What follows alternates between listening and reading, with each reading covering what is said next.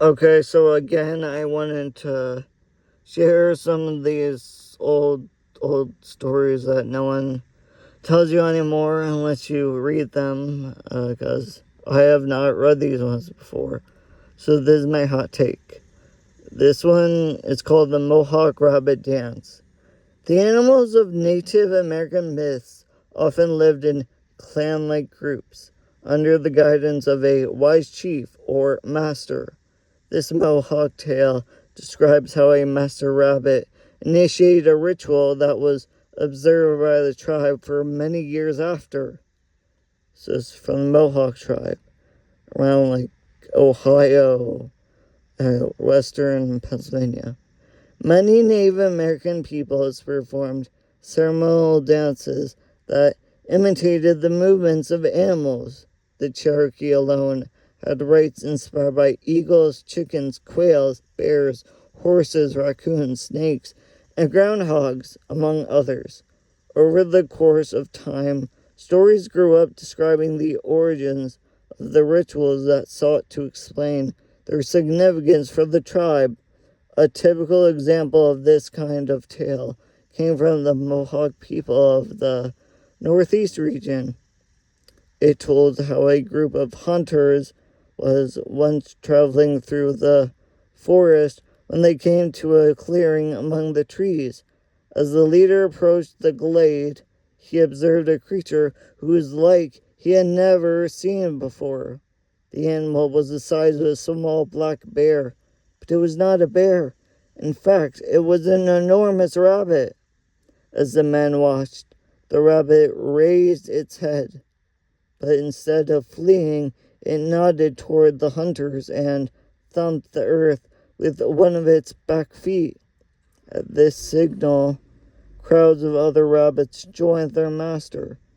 Now the big rabbit started thumping rhythmically, as though beating a drum.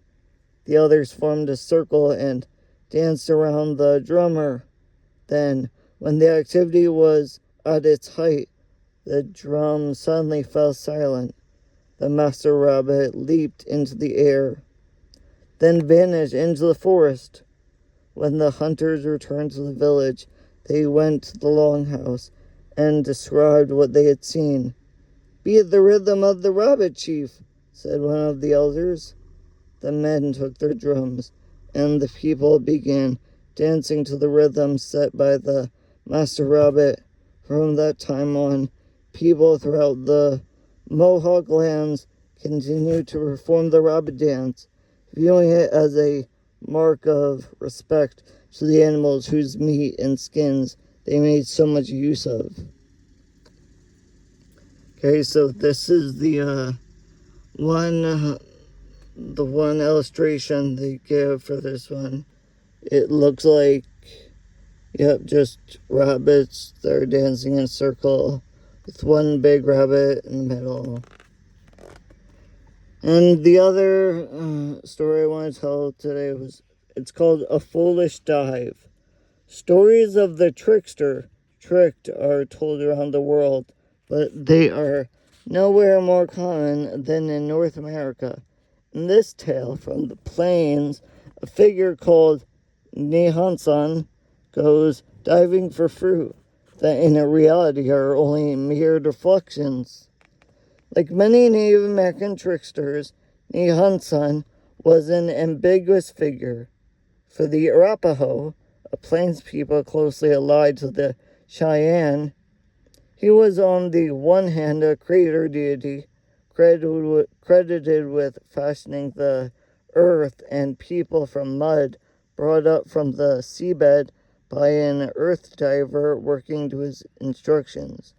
On the other, he was a vainglorious buffoon working to his vainglorious buffoon and a favorite butt of comic tales.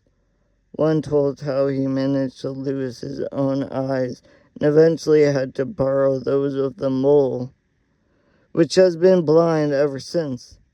In another, he unsuccessfully tried to court the elemental whirlwind woman, who unceremoniously dumped him on his head for his pains.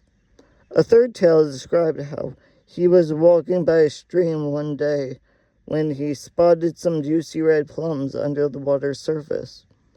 The very sight made him hungry, so he took off his clothes, dived into the water, and groped about on the stream bed, vainly trying to collect the fruit.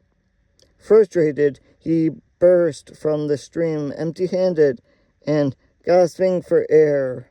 But he was no less hungry, so he resolved to try again. Taking some stones, he tied them to his wrists and ankles to weigh himself down under water.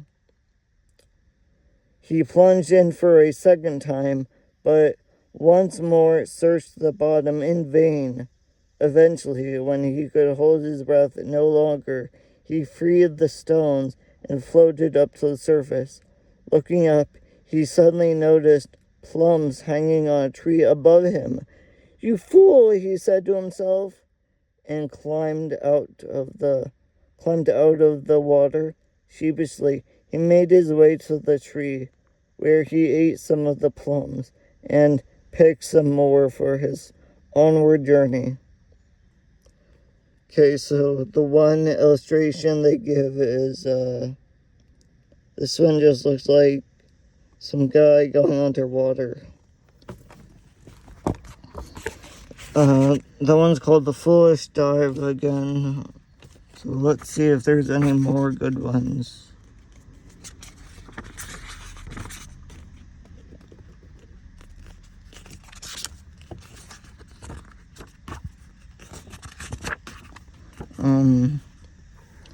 The First Genocide. I haven't read that one. It's called First Genocide. The Popol Vuh contains graphic portrayals of how the creator gods, Hurricane and Gukamats, exterminated the race of wooden people that they had made after a flood had accounted for most of the people. The gods visited a series of gruesome fates upon the survivors.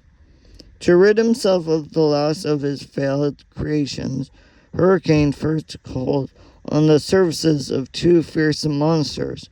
One, called Golgor of Faces, plucked out the wooden people's eyes, while the other, Sudden Bloodletter, ripped off their heads.